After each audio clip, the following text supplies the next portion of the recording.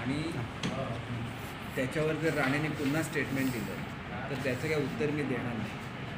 कारण मुळातच राणे एकंदर सध्या त्यांची मानसिक स्थिती मला माहिती नाही की काय आहे. एकच विषयावर 2-2, 4-4 वेळा प्रेस घ्यायची किंवा विमानतळावर जाऊन तिथल्या अधिकाऱ्यांना हे करून त्यांना काहीतरी बोलायला लावायचं. एक गोष्ट अशी आहे की शिर्डी विमानतळाला 12 तारीखला सगळे मान्यवर येणार होते. त्यांच्या डेट कन्फर्म झालेल्या असतात. त्याच्यामध्ये मुख्यमंत्री महोदय होते, त्याच्यामध्ये उद्धव साहेब होते, त्याच्यामध्ये सुरेश प्रभू होते. परंतु VIP लँडिंगला परमिशन नाकारल्यामुळे ते 12 तारीखला येऊ शकले नाही. ज्याला 12 तारीखचं VIP लँडिंग होतं त्याला 10 तारीखला ट्रायल लँडिंग ठरलेलं होतं. त्याच्यामुळे ट्रायल लँडिंग 10 तारीखला होणारच होतं. त्याच्यावेळी ट्रायल लँडिंग 12 तारीखला झालं. कारण विमानतळ तयार आहे आणि गणपतीचा मुहूर्त होता. एक गोष्ट अशी आहे की हेच राणे गेली 4 वर्ष विमानतळ झाला नाही म्हणून माझ्या नावाने ओरडत होते. मग ते का ओरडत होते याचा खुलासा त्यांनी जनतेला दिला पाहिजे. विमानतळाला ॲक्विजिशनला हे त्यावेळेला मंत्री होते. मुख्यमंत्री असताना ते भूमिपूजन करू शकले नाही, त्यावेळेला एकदा केलं. परत एकदा उद्योग खात्याचे मंत्री असताना पुन्हा एकदा भूमिपूजन केलं. परंतु स्वतः मंत्री असताना तिथली एक वीटसुद्धा हलू शकली नाही. 1 रुपयाचं काम तिथं होऊ शकलं नाही.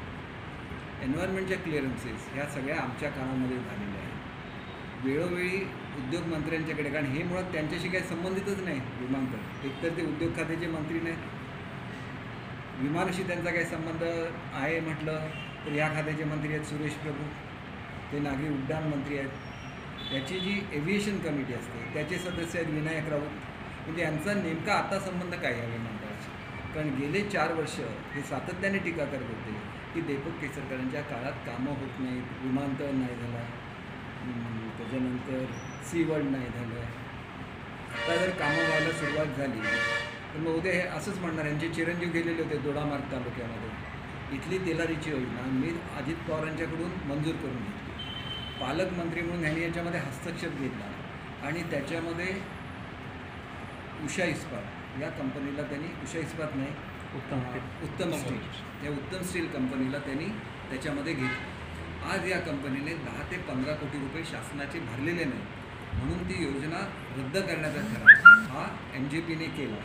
त्यावेळेला राज्याचा अर्थराज्यमंत्री म्हणून मी बजेटमध्ये घोषणा केली की तेलारीची बंद पडलेली स्कीम चालू करण्यासाठी 100 कोटी रुपये आम्ही शासन देईल आणि त्याच्यातले 23 कोटी आम्ही ऑलरेडी दिलेसुद्धा. त्याच्यामुळे आता काम सुरू होऊ शकेल. नाही तर त्यांनी जे दिलेले पैसे नव्हते त्याच्यामुळे कॉन्ट्रॅक्टरची बिलं थांबली होती आणि काम सगळं बंद पडलेलं होतं.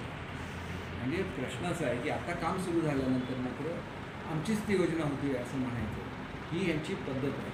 मुळात मुख्यमंत्री असताना त्यांनी किती भूमिपूजनं केली, किती पाटबंधाऱ्याची भूमिपूजनं केली, त्यातले एकही धरण पूर्ण होऊ शकलं नाही. माझ्या काळामध्ये सातत्याने पाठपुरावा करून मी सगळी धरणं पूर्ण केल्यानंतर हे मीच केलं होतं काम असं म्हणण्यामध्ये काय अर्थ नसतो. आता सी वर्ल्ड प्रोजेक्ट आहे तर माझी स्वतःची इच्छा अशी आहे की महिन्यात 1.5 महिन्यामध्ये किंवा 2 महिन्यामध्ये याचं भूमिपूजनसुद्धा मला करायचं आहे. मुख्यमंत्री उद्धव साहेबांना बोलून या ठिकाणी त्याचं भूमिपूजनसुद्धा करायचं आहे. कारण त्याच्यामागे मी सातत्याने पाठपुरावा करलो. तिथं लोकांचा विरोध असेल तर जिल्ह्यात कुठेतरी होणं हे महत्त्वाचं आहे. कुठे करायचं हे माझ्या मनामध्ये पक्क ठरलेलं आहे. मी आदरणीय मुख्यमंत्री महोदयांची त्याची चर्चा केली आहे. उद्या झाल्यानंतर हे म्हणतील की आम्हीच तो हे केलेलं होतं. असं घडत नाही. मुळात